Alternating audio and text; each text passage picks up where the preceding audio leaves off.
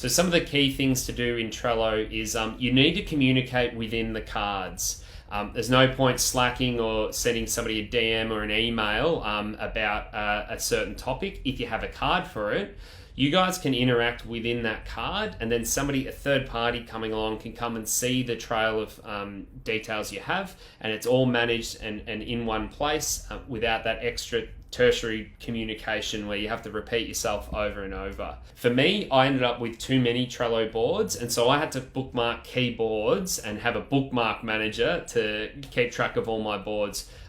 In recent times, Trello has got a lot better in managing having many boards, and so that shouldn't be a problem now, but even then you might want to bookmark your critical boards in a top Chrome or Firefox or whatever you're using. And another thing you want to do is schedule reminders.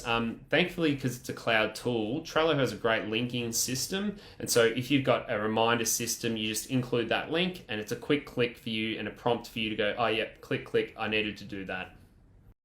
Boards within cards. So you can have one big board that has a little card per board. It's an advanced technique.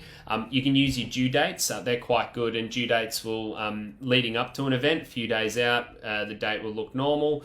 When it gets close, it's going orange, and then when it's really right on your doorstep, due today or overdue, the little due date will go red, and you'll get reminder emails about it. So it's actually quite useful.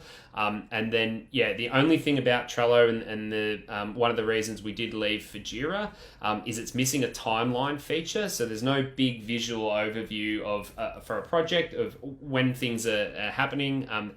Even an informal one, obviously you have a very advanced project management software available that has key milestones on it.